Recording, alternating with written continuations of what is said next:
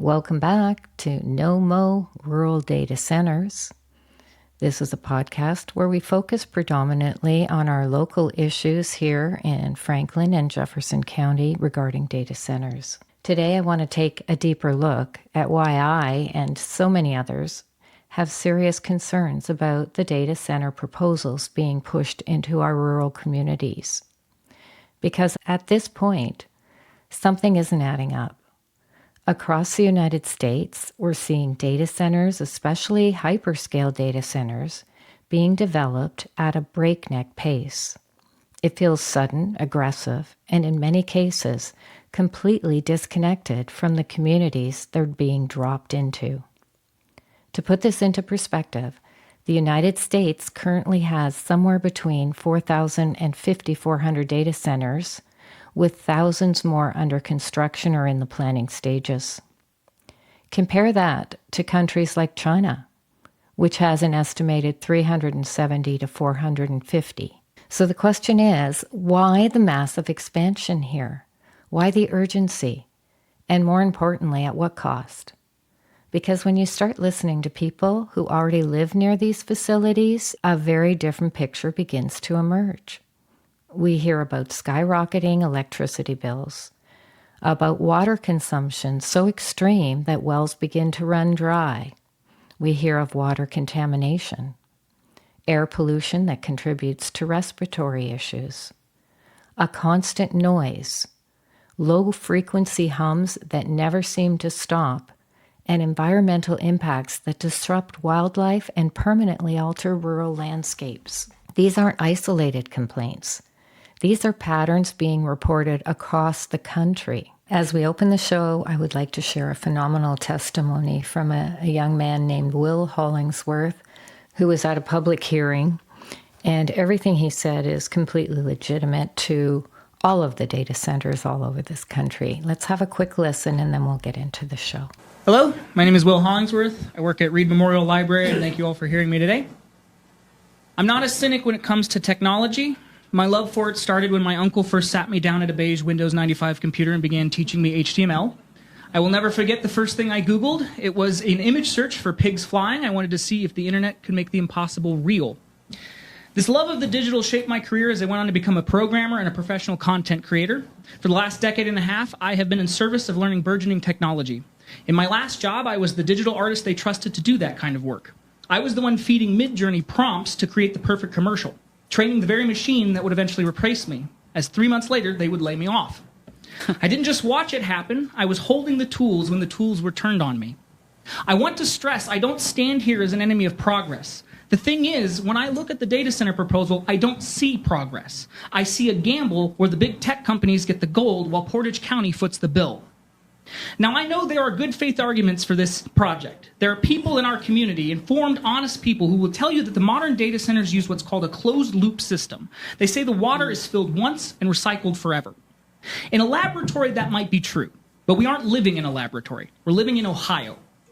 I can tell you that as the chips get smaller and AI demands get larger, the heat these machines generate is outstripping the closed-loop theory.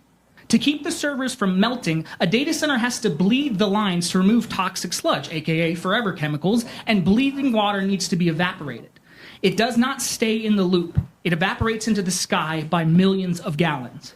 The very place that laid me off was an organic mattress company, and while working for them, I actually learned a lot about forever chemicals.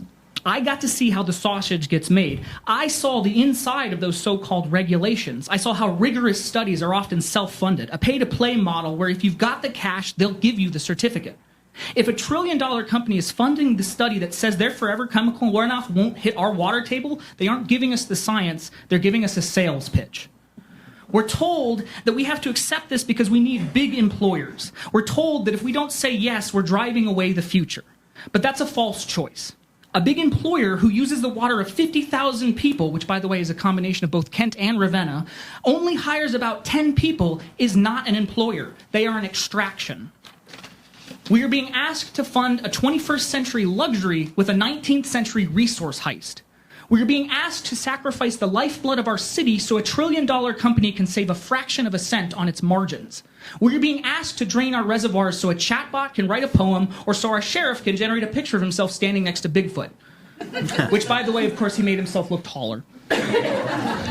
They want us to trust a $1 trillion industry that tells us with a straight face that they can suck 5 million gallons of water out of our ground a day, use it as a liquid heat sink, and return it to our rivers without a single consequence. They are asking for a measured approach while they hide their actual usage behind secret contracts and NDAs.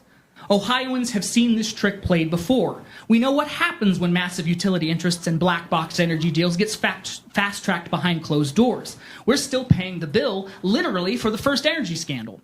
We were told these bailouts were essential and measured too, and it turned out to be the largest racketeering plot in the history of our state. So when a $1 trillion company asks for our water, our electricity, and our silence, we shouldn't just be asking for the facts. We should be asking who's really getting the kickback, and why is it our reservoir that's on the line?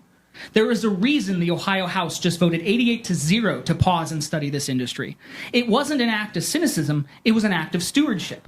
They realize we cannot let these ghost towns move in then before we understand the damage they do to our grid and our water table. We are the county seat. We are the stewards of the Great Lakes Basin. Let Ravenna be the city that had the wisdom to say no to the bubble and yes to the basin. I am not a cynic when it comes to technology. I am a believer in community. I believe that a drop of clean water for a Ravenna child is worth more than 1 billion AI-generated images. Let us choose the child. Let us choose the community. Let us choose to keep our water where it belongs. Thank you.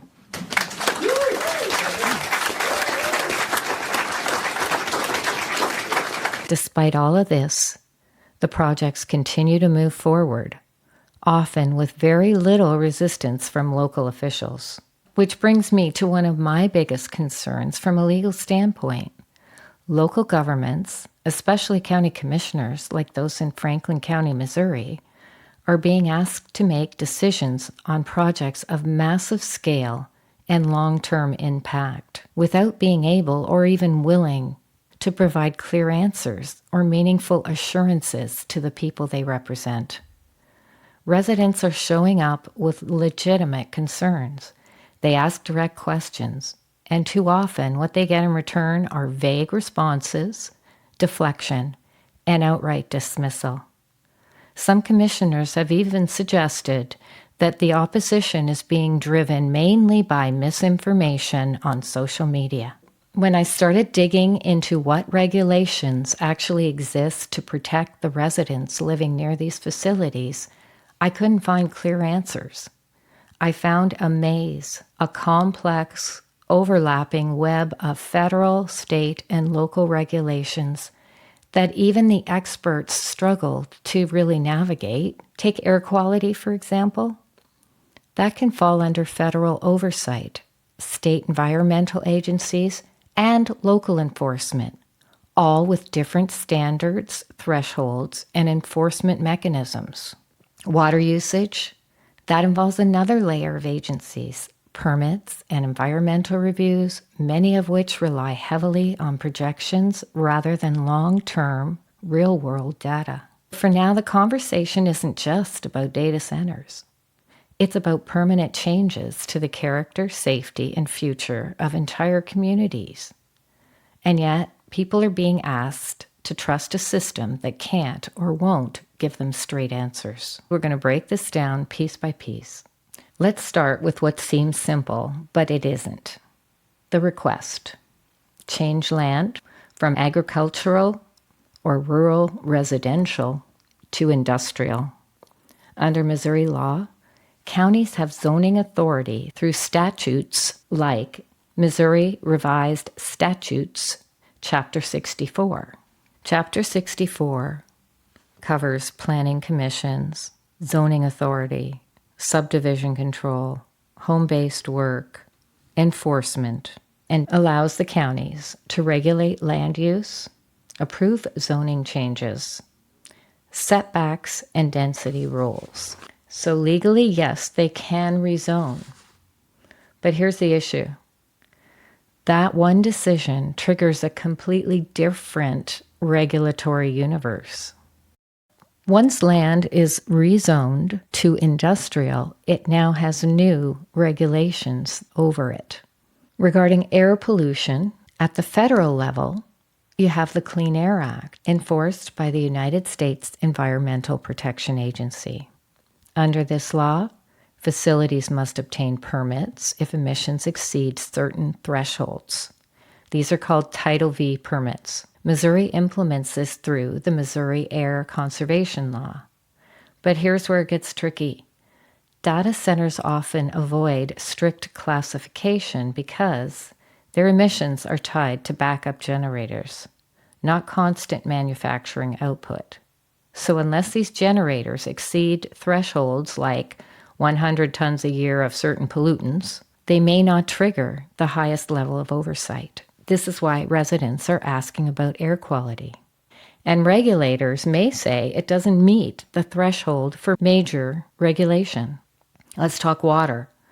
Missouri regulates water through the Missouri Clean Water Law, overseen by the Missouri Department of Natural Resources. This governs discharges into rivers and streams, wastewater permits under federal law. But what about groundwater withdrawal? What about private wells running dry? Here's the reality. Missouri does not have strong statewide limits on groundwater pumping for industrial users. So unless contamination occurs, there may be no proactive restriction on how much water is used. That's why residents are asking, who protects our wells before there's damage? And again, there's no clear answer. Noise is even more revealing. There's no comprehensive federal noise law for facilities like this. So it falls to local ordinances under Chapter 64. In Franklin County, industrial zones allow significantly higher noise levels, and 24/7 operations may be permitted, which are required for data centers. So once rezoned, what was once a quiet rural area can legally become a constant industrial soundscape. How about electrical grid and costs? Let's talk power. This is where the stakes get huge. Oversight comes from Missouri Public Service Commission under laws like the Missouri Public Service Commission Law. The PSA regulates utilities, rates, and infrastructure planning. But here's the concern. Hyperscale data centers can require hundreds of megawatts of power. This means new transmission lines, substations, grid upgrades. And historically, costs have been spread across ratepayers. Legislation like Missouri House Bill 3390 is being proposed to clarify who pays, how infrastructure is handled, and how large users are classified. What the setbacks will be and how far these facilities should be from homes are entirely local decisions. They're set by the planning and zoning and the county commissioners. There's no statewide standard for hyperscale data centers setbacks and buffer zones, and there's no rural protections. So again, the burden falls on local officials to make decisions without uniform guidance. The bigger problem is the fragmentation. Let's put this all together. Air, federal and state. Water, state and federal. Noise, local. Power, state utilities. Zoning is the county. There's no single authority that evaluates the combined impact. And that's the heart of the issue. These projects are being approved piece by piece, but experienced as a whole by residents. Why this matters right now, and why so many are asking, why not wait? Allow laws like HB 3390 to establish clear statewide standards, address infrastructure concerns, and close regulatory gaps. Because right now, Franklin County is being asked to decide without unified rules, without clear thresholds or long-term guarantees. This isn't just about Crooked Creek or Diamond Farms. It's about process. It's about responsibility. It's about whether decisions of this magnitude should be made when the regulatory system isn't fully defined. Because once it's built, once the land is changed, once the impact begins, there's no going back. So that's where we're going to leave off the maze for today.